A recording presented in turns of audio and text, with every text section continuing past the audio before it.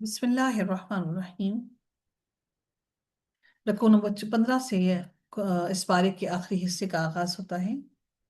और अल्लाह ताला इरशाद फरमाते हैं, वक़ाल अल्लज़ीना कफ़रू लिरुसुलिहिम लिनुख़रिजन्नकुम मिन अर्दिना औ लतऊदुन्न फ़ी मिल्लतिना। अल्लाह ताला इरशाद फरमाते हैं कि आखिरकार आखिरकार काफिरों ने अपने रसूलों से कह दिया, हम तुम्हें अपने मुल्क से निकाल देंगे। यानी कि काफिरों ने, सारे काफिरों ने, जो कुफ्र करने वाले, उन्होंने कहा अपने रसूलों से, क्या कहा? हर काफिर ने, हर बस्ती ने ऐसा ही किया। जो भी हक और तौहीद को मानने वाले नहीं थे, उन सब ने यही कहा, या तुम्हें वापस हमारे दीन में आना होगा। इन दोनों में से एक ही बात है। तब उनके परवरदिगार ने उनकी तरफ वही की कि हम इन जालिमों को यकीनन हलाक कर देंगे और उनके बाद तुम्हें इस मुल्क में आबाद करेंगे। ये इनाम इस शख्स के लिए है जो मेरे सामने जवाबदेही के लिए खड़ा होने से और मेरी वईद से डरता हो। जो डरता हो उसके लिए है ये बात। और जिसके दिल में खौफ नहीं, उसको अल्लाह ताला माफ नहीं करेगा। उसको अल्लाह ताला ना ही तो कोई जगह देगा और ना ही कोई वो कहीं भी राह फरार नहीं पाएगा। फिर अब कायनात फिर अगली आयत में मजीद इरशाद फरमाती हैं कि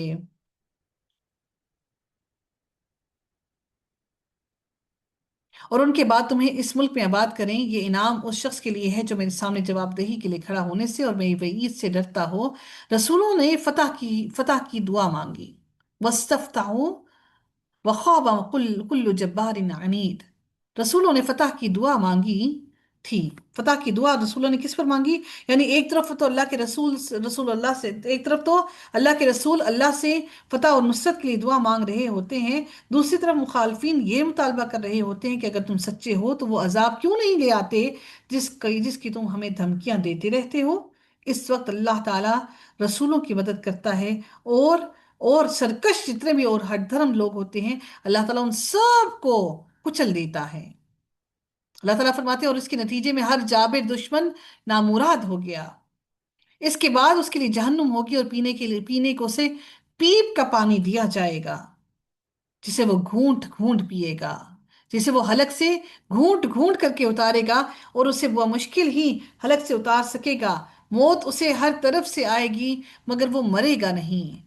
उसे ऐसे लगेगा जैसे वो अब के अब मरा, लेकिन वो मौत नहीं आएगी उसको। ये इतनी सख्त सजा होगी कि वो प्यास उसकी बुझ नहीं पाएगी। उसके अपने ही जख्मों की पीप उसको पीने को दी जाएगी। अब उसको पीने के लिए और कुछ होगा नहीं। वो बदबूदार होगी, उसको पीने पर वो मजबूर होगा, इसलिए वो घूंट घूंट करके पिएगा। वो मौत की आरजू करेंगे। ऐसी तकलीफ वो दुनिया की जिंदगी से, वो ऐसी तकलीफ दे जिंदगी से मौत को वो बेहतर समझेगा। लेकिन आखिरत की जिंदगी में कोई मौत नहीं। हम दुनिया की जिंदगी से मौत चाहते हैं। हमें दुनिया की जिंदगी मुश्किल लगती है। हमें क्या लगता है कि वो आखिरत की जिंदगी आसान होगी हमारे अगर बगैर अमल के हम पहुंचे अल्लाह के पास। तो अल्लाह ताला फरमाते हैं, जिसे वो घूंट घूंट पिएगा उसे बामुश्किल ही हलक से उतार सकेगा। मौत उसे हर तरफ से आएगी मगर वो मरेगा नहीं। और उससे आगे और सख्त अजाब होगा। जिन लोगों ने अपने परवरदिगार से कुफ्र किया, उनके अमाल की मिसाल उस राख की सी है जिसे आंधी के दिन तेज हवा ने उड़ा दिया हो। ये लोग अपने किए कराए में से कुछ भी नहीं पा सकेंगे। यही परले दर्जे के, यही वो लोग हैं जो खुली गुमराही में हैं, जो दूर की गुमराही में पड़े हुए हैं, जिनको हदायत दिखाई भी नहीं देती। अल्लाह ताला फिर फरमाते हैं, ए नबी, क्या आप नहीं, क्या तुम देखते नहीं कि अल्लाह ताला ने आसमानों और जमीन को हक के साथ पैदा किया। यानी इसकी बुनियाद ठोस है। इसी तरह अगर अमाल सौले की बुनियाद किसी ठोस और हकीकत पर हो तो यकीनन उसको उसका फल आखिरत के दिन जरूर मिलेगा। क्या आपने देखा नहीं? यानी अब इस बात के बाद अल्लाह ताला ने इसको बयान करने का मकसद क्या हुआ? कि इंसान को समझ लेना चाहिए कि अगर जिस तरह अल्लाह ताला ने आसमानों और जमीन का होना हक है, ये इंसान के लिए अजाब भी, ये तमाम चीजें हक हैं। अल्लाह ताला फरमाते हैं कि अगर वो चाहे तो तुम लोगों को ले जाए और एक नई मखलूक ले आए, तुम तमाम गुनहगारों को ले जाए। और ये इस पर हरगिज दुश्वार नहीं है और ये अल्लाह ताला पर बिल्कुल मुश्किल नहीं है। और जब ये लोग अल्लाह के सामने हाजिर होंगे तो कमजोर लोग उन लोगों से जो दुनिया में बड़े बने हुए थे कहेंगे, हम तो तुम्हारे ही पीछे लगे हुए थे। हमारे हमेशा फॉलोवर्स, हम किन को फॉलो करते हैं? जो अमीर तबका होता है। بتاؤ کہ آج آپ اللہ کے عذاب سے بچانے کے لیے ہمارے کچھ کام کیوں نہیں آئے؟ ہمیں اللہ کے عذاب سے کیوں نہیں بچا رہے؟ وہ کہیں گے اگر اللہ تعالی ہمیں ہدایت دیتا تو ہم ضرور تمہاری رہنمائی کرتے۔ ہم بے قرار ہوں آج کے دن یا صبر کریں، ہمارے لیے برابر ہے۔ ہمارا صبر کرنا بھی کسی کام کا نہیں، ہمارا بے قرار ہونا، تکلیف میں تڑپنا بھی کسی کام کا نہیں۔ آج ہمارے لیے بھاگنے کی اور نجات پانے کی کوئی جگہ نہیں ہے۔ اللہ اکبر۔ اور شیطان کہے گا جب کام کا فیصلہ کر دیا جائے گا، یعنی کیا فیصلہ کر دیا جائے گا؟ دوزخیوں کو، جہنمیوں کو جہنم میں ڈال دیا جائے گا، اور جنتیوں کو جنت میں ڈال دیا جائے گا۔ بلا شبہ اللہ تعالیٰ نے تم سے جو وعدہ کیا، حالانکہ شیطان کو معلوم ہے یہ چیز کہ وہ بھی جہنم میں داخل ہونے والا ہے، لیکن شیطان کو یقین تھا، اس کو معلوم تھا کہ وہ جہنم میں جائے گا، لیکن وہ اپنی انا کی وجہ سے، آج ہم بھی تو اپنی انا کی وجہ سے بہت سے غلط کام کر رہے ہیں نا۔ بلا شبہ اللہ تعالیٰ نے تم سے جو وعدہ کیا وہ سچا وعدہ تھا، اور میں نے تم سے جو وعدہ کیا تھا، میں نے تم سے میں نے تم سے وعدے کی خلاف ورزی کی، اور میرا تم پر کوئی غلبہ نہ تھا۔ میں تم پر کوئی طاقت نہیں رکھتا تھا، میرا تمہارے پہ کوئی فوقیت، کوئی طاقت نہیں تھی، سوائے اس کے کہ میں نے تمہیں بلایا اور تم نے میرا کہا مان لیا۔ میں نے تمہیں زبردستی نہیں کی تمہارے ساتھ، میں نے صرف تمہیں گمان ڈالا، تمہیں سونے کے لیے لٹا دیا، تمہیں سستی میں ڈال دیا، تمہیں کاہلی میں ڈال دیا، تمہیں دین سے دور کرنے کے لیے صرف اور صرف تمہیں گمان میں ڈالا۔ میں نے صرف تمہیں بلایا اور تم میرے کہنے کی طرف لوٹ کر بھاگ کر چلے آئے، اور جو تمہارے کان سنتے رہے، 5 وقت کی نماز کے لیے اذان ہوتی رہی، تم اس فلاح اور کامیابی کی طرف نہیں گئے۔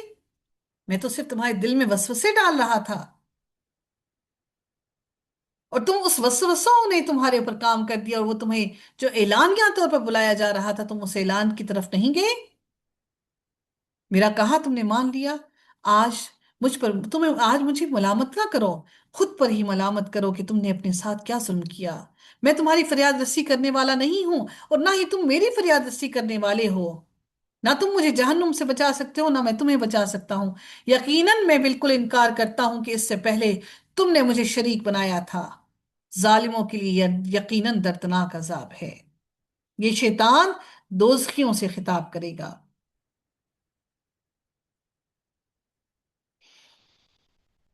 جو لوگ ایمان لائے اور نیک عمل کرتے رہے، انہیں ایسے باغوں میں داخل کیا جائے گا جن میں نہریں بہہ رہی ہیں، وہ اللہ کے حکم سے ان میں ہمیشہ رہیں گے۔ وہاں ان کے لیے دعائیں، انہیں جو دعا کی ہوگی، ان کے آپس میں جو ملیں گے وہ کیا ہوگی؟ تحیتہم فیہا سلام، آپس کی دعا سلام ہوگی۔ سبحان اللہ، اللہ ہمیں بھی اس جنت کا مکین بنائے۔ کیا آپ نے نہیں دیکھا کہ اللہ تعالیٰ نے پاکیزہ کلمہ، یعنی کہ کلمہ طیبہ، یعنی کہ جو پاکیزہ کلمہ ہے، توحید، پاکیزہ کلمہ کیا ہے؟ یہاں اہل جنت کا ذکر اسی سنت الہی کے مطابق آیا ہے۔ جہاں اہل دوزخ کا ذکر آتا ہے تو اللہ تعالیٰ اہل جنت والوں کا بھی ذکر لازمی کرتے ہیں۔ یعنی کہ یہ جو تحیہ کا جو کلمہ ہے وہ کیا ہے؟ وہ کلمہ ہے ان کی لیے درازی عمر کا، کہ ان کو سلامتی ہو، ان کی عمر میں سلامتی ہو، ان کی تندرستی میں سلامتی ہو۔ سلام جو ہم کرتے ہیں وہ کیا ہے؟ وہ صرف یہ نہیں ہے کہ آپ صرف آپ ہم یہ سمجھتے ہیں کہ سلام کر دیے بس۔ سلام در حقیقت آپ اس کو سلامتی کی دعا دیتے ہیں۔ کیا دعا دیتے ہیں؟ اس کی صحت کی سلامتی کی، اس کی مال کی سلامتی کی، اس کی عزت کی سلامتی کی، اللہ کی رحمتوں کی۔ تو اس سے بڑھ کر ہم کسی سے کوئی اور کلمہ کہہ سکتے ہیں؟ تو ہمیں چاہیے کہ ہم اس سلام کو اپنے درمیان میں عام کریں۔ کلمہ طیبہ توحید کی کیسی عمدہ مثال بیان کی۔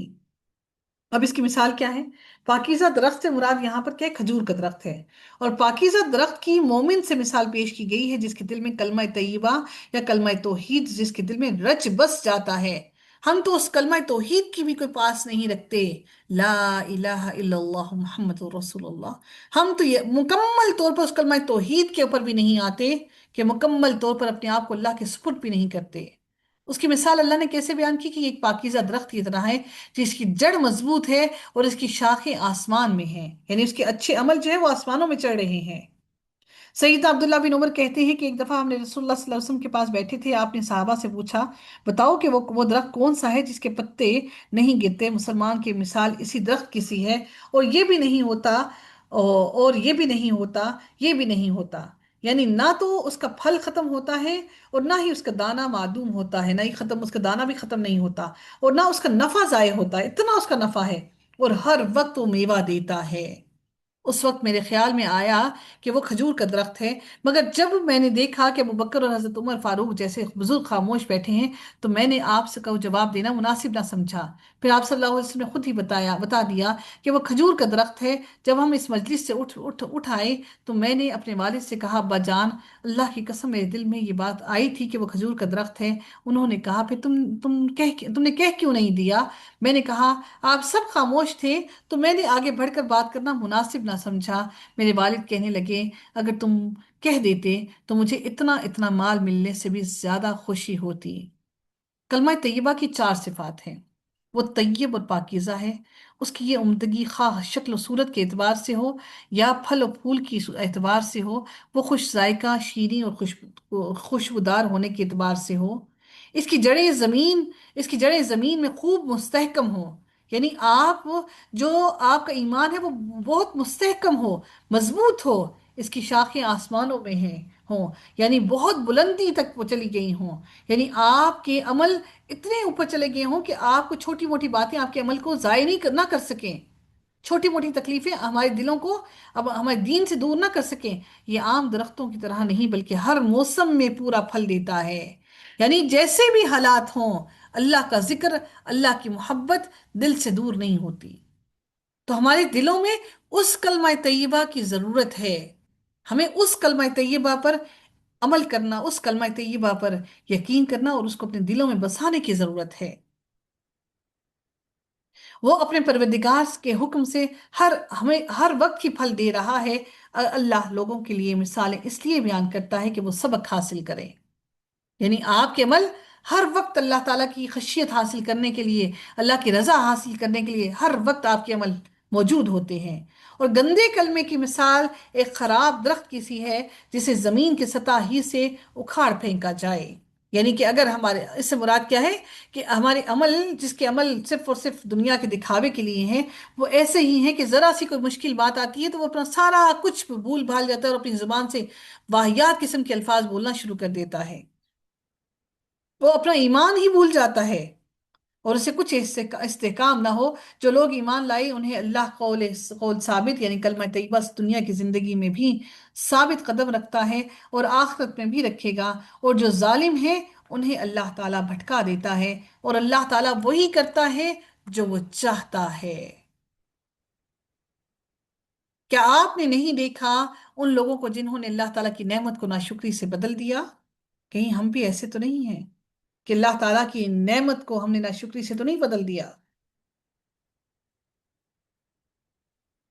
اچھا، ایک اور بات کہ دنیا اور آخرت کے علاوہ ایک تیسرا مقام جو ہے وہ عالم برزخ یا قبر کا مقام ہے، یعنی قبر میں جب فرشتے میت سے سوال کریں گے تو اس وقت بھی مومن ثابت قدم رہے گا، جیسے کہ آپ صلی اللہ علیہ وسلم نے فرمایا کہ مسلمان سے جب قبر میں سوال ہوگا تو وہ کہے گا، اشہد اللہ الہ الا اللہ وان محمد رسول اللہ۔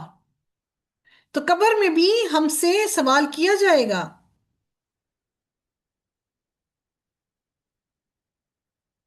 اسی طرح سے، اسی لیے جب کبھی مومن کو دفن کیا جاتا ہے تو دفن کے بعد اس کی قبر کے پہلو میں کھڑے ہو کر یہ دعا بھی کی جاتی ہے کہ اللہم ثبتہ بالقول الثابت، یعنی کہ اللہ تعالیٰ اس جو قبر میں فوت ہو گیا اس کو ثابت رکھے اس کلمے پر کہ وہ فرشتوں کو اپنا جواب دے سکے، جو فرشتے اس سے سوال کریں گے قبر کے اندر۔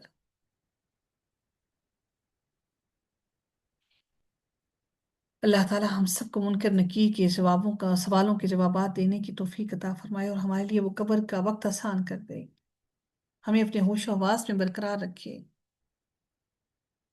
پھر رب کائنات مزید ارشاد فرماتے ہیں کہ ان لوگوں کو جنہوں نے اللہ کی نعمت کا ناشکری سے بدل دیا اور اپنی قوم کو ہلاکت کے گھر میں اتار دیا، جہنم میں وہ اس میں داخل ہوں گے اور وہ بہت بری قرارگاہ ہے، اور انہوں نے اللہ تعالیٰ کے ساتھ شریک بنا رکھے ہیں کہ وہ انہیں اللہ تعالیٰ کے راستے سے بھٹکا دیں۔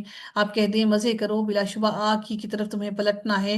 میرے بندوں سے کہہ دیں جو ان لوگوں میں سے ایمان لائے ہیں وہ نماز قائم کریں اور جو ہم نے انہیں رزق دیا ہے اس رزق میں سے خرچ کریں۔ وہ کھلی طور پر کریں یا چھپے کریں، اس سے پہلے کہ وہ دن آ جائے جس دن نہ خرید و فروخت ہوگی اور نہ ہی کوئی دوستی ہوگی۔ یعنی اس سے قیامت نہیں، ہر انسان جب مر گیا تو اس کے اعمال نامے کو تو روک دیا گیا، تو اس دن کے آنے سے قبل ہی خرچ کر دیجئے، اللہ کے دیے ہوئے مال میں سے خرچ کر دیجئے۔ اللہ کے خزانوں کو روکیے نہیں، اللہ نے جو خزانے دے رکھے ہیں ان کو سمیٹ سمیٹ کر نہ رکھیے۔ یقین کیجیے یہ وقت دوبارہ نہیں آئے گا۔ آج ایسا نہ ہو کہ یہ ہمارا مال ہمارے اوپر حسرتیں بنا کر لوٹا دیا جائے، اور روز قیامت ہم حسرتیں کرتے رہ جائیں۔ اللہ تعالیٰ وہ ذات ہے جس نے آسمانوں اور زمین کو پیدا کیا اور آسمان سے کچھ پانی نازل کیا، پھر اس سے تمہارے لیے پھلوں میں سے کچھ رزق نکالا، اور اس نے کشتیوں کو تمہارے لیے مسخر کر دیا کہ وہ اس کے حکم سے سمندر میں چلیں، اور اس نے تمہارے لیے دریاؤں کو بھی تمہارے لیے مسخر کیا کہ یہ سب تمہارے لیے فائدے کی چیزیں ہیں۔ اور اسی رب نے سورج اور چاند کو تمہارے لیے مسخر کیا، یعنی ان کو بھی تمہارے لیے فائدے کے لیے بنایا کہ وہ پے در پے چلنے والے ہیں، اور تمہارے لیے اس نے دن اور رات کو مسخر کیا۔ سبحان اللہ، اللہ تعالیٰ نے یہ تمام کائنات کی چیزیں میرے اور آپ کے فائدے کے لیے بنائی، اور اس نے تمہیں ہر چیز میں سے دیا جس کا بھی تم نے اس سے سوال کیا۔ اللہ اکبر!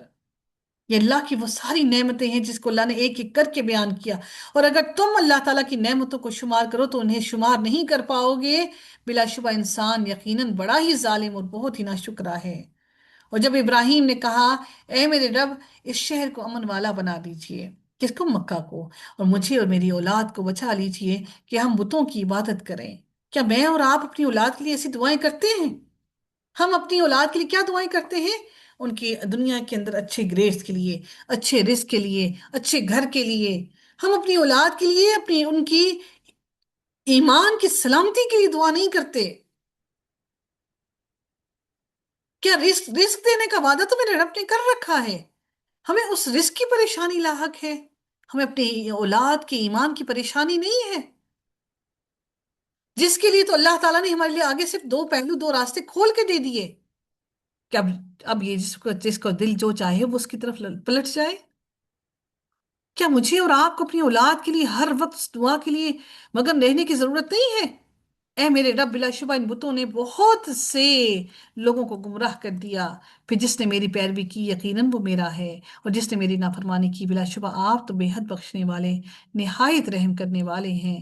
اے ہمارے رب، یقیناً میں نے اپنی کچھ اولاد کو تیری حرمت والے گھر کے پاس اس وادی میں آباد کیا۔ یہ جب گھر کی بنیادیں اٹھا رہے تھے نا، تو حضرت ابراہیم علیہ السلام نے اپنی اولاد کن کو؟ حضرت اسماعیل علیہ السلام کو وہاں آباد کیا، تو اس وقت انہوں نے دعا کی، حالانکہ وہاں پر کچھ بھی نہ تھا، کوئی کھیتی نہ تھی جو کھیتی والی نہیں ہے۔ اے ہمارے رب، ربنا لیقیم الصلاۃ، تاکہ وہ نماز قائم کرے۔ سبحان اللہ! انہوں نے کیا کہا؟ میں نے اپنی اولاد کو اس لیے کہ یہاں پر بسایا کہ یہاں پر وہ نماز قائم کرے، سو کچھ لوگوں کے دل ان کی طرف مائل کر دے، تو کچھ لوگوں کے دل کو ان کی طرف مائل کر دے، اور آپ انہیں پھلوں کا رزق دیں تاکہ وہ شکر ادا کریں۔ ہمارے گھروں میں آج کل رمضان چل رہا ہے نا، ایک دن اگر فروٹ نہیں ہوگا نا تو اگلے دن کہیں گے جی ہمارے گھر تو فروٹ ہی نہیں ہوتا۔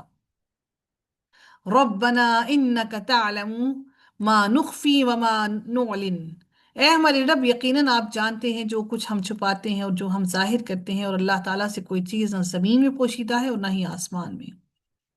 الحمد للہ الذی وہب لی علی الکبر اسماعیل و اسحاق، سب تعریف اللہ تعالیٰ کی ہے جس نے بڑھاپے کے باوجود مجھے اسماعیل اور اسحاق دیے۔ بلا شبہ میرا رب تو یقیناً بہت دعا سننے والا ہے۔ اے میرے رب، مجھے نماز قائم کرنے والا بنا۔ رب اجعلنی مقیم الصلاة ومن ذریتی ربنا وتقبل دعا، اور میری اولاد میں سے بھی اے ہمارے رب اور میری دعا قبول فرما۔ اے ہمارے رب، مجھے اور میرے والدین کو اور تمام مومنوں کو بخش دینا یوم یقوم الحساب۔ ربنا اغفر لی ولی والدی وللمؤمنین یوم یقوم الحساب، آمین یا رب العالمین۔ اللہ تعالیٰ یہ دعا ہماری اولاد، ہمارے والدین اور ہمارے آباء و اجداد، تمام مومنین اور مومنات کے حق میں قبول فرمائے۔ اللہ تعالیٰ ان کی قبروں کو کشادہ کر دے، ان کو قبروں کی ٹھنڈک نصیب فرمائے، اللہ تعالیٰ ان کی مغفرت فرمائے۔ یقیناً بہت سے لوگ اس رمضان میں ہمارے ساتھ نہیں ہیں جو اس رمضان کی برکتوں کو نہیں سمیٹ پا رہے۔ یا اللہ، وہ تیرے پاس ہیں لیکن تو اپنی رحمتوں سے ان کو معاف کر دینا۔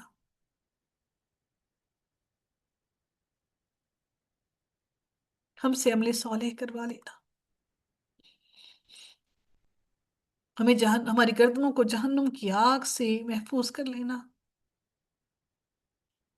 اور آپ اللہ تعالیٰ کو ہرگز غافل نہ خیال نہ کریں اس سے جو ظالم کرتے ہیں، بلا شبہ اللہ تعالیٰ انہیں اس دن کے لیے ڈھیل دے رہا ہے جس میں نگاہیں پھٹی کی پھٹی رہ جائیں گی، اس حال میں کہ تیز دوڑنے والے اپنے سروں کو اوپر اٹھانے والے ہوں گے، ان کی نگاہ ان کی اپنی جانب ہی نہیں لوٹے گی، اور ان کے دل خالی ہوں گے۔ خالی کیوں ہوں گے؟ کوئی امید ہی نہیں ہوگی، بھاگ رہے ہوں گے، نگاہ اپنے جسم کو بھی نہیں دیکھ پا رہے ہوں گے، بھاگ رہے ہوں گے بے یار و مددگار، نہ تن پر کچھ نہ پیروں پہ کچھ، دوڑے جا رہے ہیں۔ اور آپ لوگوں کو اس دن سے ڈرائیں جب ان پر عذاب آ جائے گا تو ظالم لوگ کہیں گے کہ اے ہمارے رب، ہمیں تھوڑا سا قریب کے وقت تک کی مہلت دے، اب تو قیامت آ گئی، اب کون سی مہلت؟ ہم تیری دعوت قبول کریں گے اور ہم رسولوں کی پیروی کریں گے، اور کیا تم اس سے پہلے قسمیں نہیں کھاتے تھے کہ تمہارے لیے کوئی زوال نہیں؟ تم تو یہ کہتے تھے تم تو ہمیشگی کے لیے ہو، اور تم ان کی بستیوں میں آباد رہے جنہوں نے اپنی جانوں پر ظلم کیا، اور تم پر خوب واضح ہو گیا کہ ہم نے ان کے ساتھ کس طرح کیا، اور ہم نے تمہارے لیے کئی مثالیں بیان کی، اور بلا شبہ انہوں نے تدبیر کی، اور اللہ تعالیٰ کے پاس اپنی تدبیر ہے۔ ان کی تدبیر ہرگز ایسی نہ تھی کہ پہاڑ اس سے ٹل جائیں، ان کی تدبیر کوئی فائدہ مند نہ تھی۔ اللہ تعالیٰ ان پر جب عذاب لانا چاہے تو وہ اپنی تدبیر سے کسی عذاب کو نہیں ہٹا نہیں سکتے، چنانچہ آپ اللہ تعالیٰ کو ہرگز ایسا نہ سمجھیں کہ وہ اپنے رسولوں سے وعدے کے خلاف کرنے والا ہے، یقیناً اللہ تعالیٰ سب پر غالب انتقام لینے والا ہے، جس دن یہ زمین کسی اور زمین سے بدل دی جائے گی، یہ زمین اور آسمان لپیٹ دیے جائیں گے، پھر اللہ تعالیٰ نئی زمین بالکل سفید رنگ کی، جس پر سفید رنگ ہوتا ہے نا، اس میں ہر چھوٹا چھوٹا کالا، چھوٹا چھوٹا تنکا سب کچھ نظر آتا ہے، ہر انسان نظر آئے گا، بالکل سفید میدے کی طرح بچھائی جائے گی، زمین سے بدل دی جائے گی اور آسمان بھی بدل دیا جائے گا، اور سب لوگ اللہ تعالیٰ کے سامنے حاضر ہوں گے جو اکیلا ہے، بڑا زبردست ہے۔ صرف دل میں وہ حاضری سوچ کر بیٹھی کہ ہم اللہ کے سامنے حاضر کیسے ہوں گے، اور اس دن آپ مجرموں کو دیکھیں گے کہ زنجیروں میں جکڑے ہوں گے، ان کے لباس تارکول میں سے ہوں گے، اللہ اکبر۔ لباس کیا پہنایا جائے گا؟ وہ تارکول جس سے سڑکیں بنتی ہیں، وہ لباس ہوگا، اور ان کے چہروں کو آگ ڈھانپ لے گی، تاکہ اللہ تعالیٰ ہر جان کو اس کی کمائی کا بدلہ دے۔ بلا شبہ اللہ تعالیٰ بہت جلد حساب لینے والا ہے۔ اللہ تو ہمیں رسوائی سے بچا لینا۔ یہ انسانوں کے لیے ایک پیغام ہے، اور تاکہ وہ اس کے ساتھ ڈرائے جائیں، اور تاکہ وہ جان لیں کہ بے شک وہ ایک ہی معبود ہے، اور تاکہ عقل مند لوگ نصیحت حاصل کر لیں۔ یا اللہ تو ہم سب کو ہدایت عطا کر دے، تو ہم پر رحم فرما دے، ہمارے گناہوں کی مغفرت فرما دے، ہمیں اپنے مقرب لوگوں میں شامل کر دے، ہماری غلطیوں کو معاف کر دے، ہم سے درگزر فرما لے، تو ہماری گردنوں کو جہنم کے عذاب سے محفوظ کر لے، ہماری آنے والی نسلوں کو سنوار دے، ہماری اولادوں پر رحم کر دے، ہماری اولادوں کو اس فتنے کے دور میں فتنے سے محفوظ کر لے۔ یا اللہ ہم بڑے کمزور ہیں، ہم بہت کمزور ہیں، ہم میں طاقت نہیں، ہم میں ہمت نہیں، ہم تھک جاتے ہیں، تو ہم سے وہ اعمال کروا لے میرے رب جس سے تو راضی ہو جا۔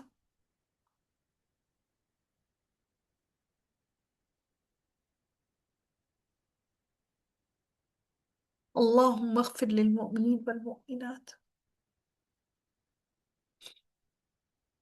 وآخر دعوانا الحمد لله رب العالمين، صلى الله تعالى على خيره خلقه أجمعين برحمتك يا أرحم الراحمين، سبحانك اللهم وبحمدك نشهد أن لا إله إلا أنت نستغفرك ونتوب إليك، السلام عليكم ورحمة الله وبركاته۔